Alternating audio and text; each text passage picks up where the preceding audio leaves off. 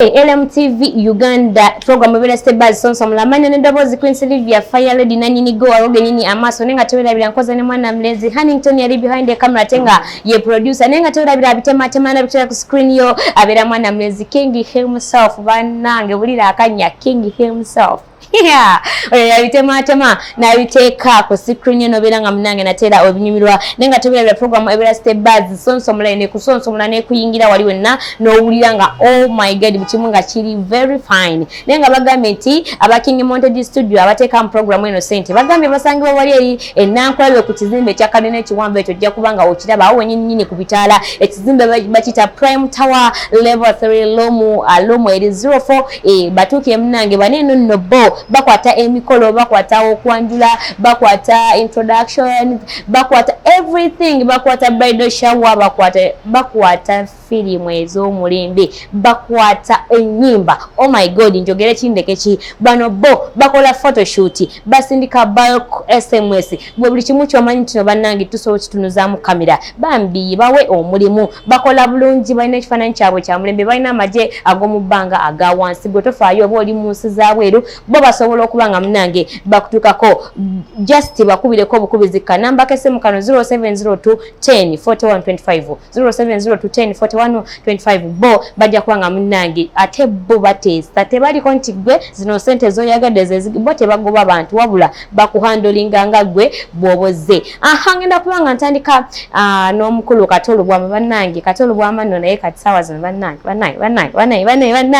Katolo bwama alabika yawonera ddala kubanga kati buli ekiva ya making sure nti alina okubeera nga akyogerako bo batono munnange Katolo bwama n'omuyimbi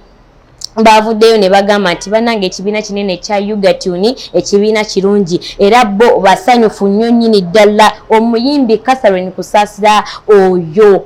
ne Katolo bwama bavudde bambi ne batugamba ekibiina kino kyo kirungi era bakisiimye mu bigambo byabwe bakisiimye ne bagamba katugezesa ku kino eno nateera tulabe in fact eno abalala osobola okiyita ekibiina abalala osobola okiyita app kubanga byonna bibimu nenga eno bagise app eya Yugatuni bo bavudde munange ne bawa abayimbi amagezi abo bona manyi bagamba nti abayimbi balina emputu era abayimbi baleeta ebina tebagala kwewandiisa ne bagamba abo be bamanyi naye nga bonna bambi babakubidde omulanga ne bagamba mugende mwewandiise kubanga kineno kigenda kubanga kibayamba eno app omukulu yalitandisewo bamuyita Jenosale Musale era nga y'omu ku batandisewo app eno oba kiyite ekibiina ekya Yugatuni bwe batyo munange babadde wali eri mu meeting nga bakyogerako nga babalagirira bigenda kutambula bitya bagenda kwa bayisa batya bagenda kwa bakola batya sente bagenda kwa bazifuna batya kibayambe kitya online concerts ziriwo kati buli muntu ayagala okuyimba munange bo bavudde ne batuwa amagezi ne bagamba tebakirabye embuzibu oyo omukulu yaliko Honorable Katolo bwama kati nga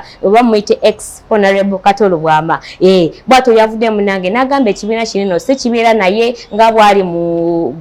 ali mu comedian ate the other side n'abeera mu kuyimba nakowola ba comedian their side nakowola n'abayimbi nagamba mujje mwewandiise tugezesa omukisa guneno bannange ate guleme kugwawo mugambe kale twagwina ate ne tutagukozesa okitegeera bwatyo ne Catherine Kusasira naye n'abayo n'agamba nti ekibiina kirungi nnyo era mwabadde in fact abayimbi bangi nnyo nnyini ddala ababaddeyo mwabadde n'omuyimbi Sanyo eyabaddeyo mwabaddemu Basindi wabaddeyo ba full figure bannange njogere kindeke kibagambye omukisa guno gwo guzze gwa amaanyi era babadde basanyufu njogera yaabwe producer wanga agenda kubanga nterayo ka video yako nayo kenyini ogenda kubanga obewulirirako mu bigambo byabwe engeri gye bawanyemu app eno engeri app gye agenda okubanga ebakolera so munange video ogenda kubanga ojekani nayo kenyini obalabeko essanyu gye babadde nalyo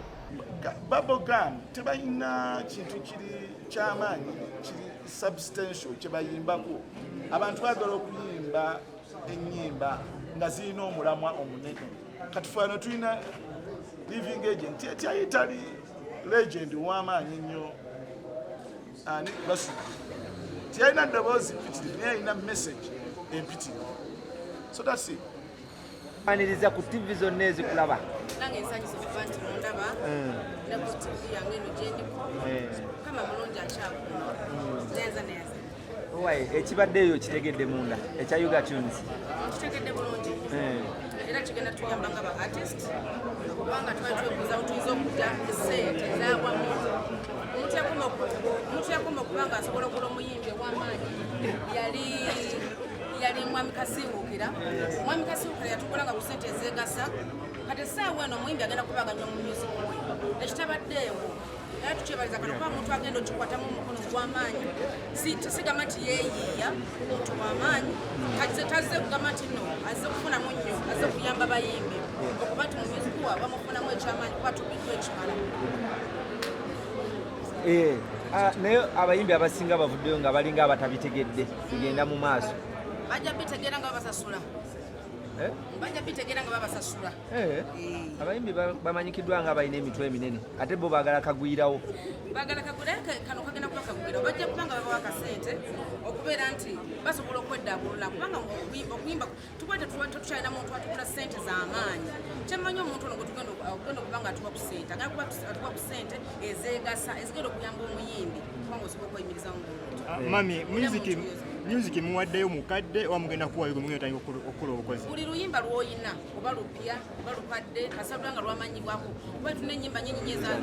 ezatandikibwako nga zisawo tukyaziwulira ennyimba ng'eza Lepogolo Lutaaya weziri ennyimba ng'eza Paul Kafiro weziri ennyimba ng'eza Bakalo Nakimera weziri buli luyimba olw'amaanyi ne baba bali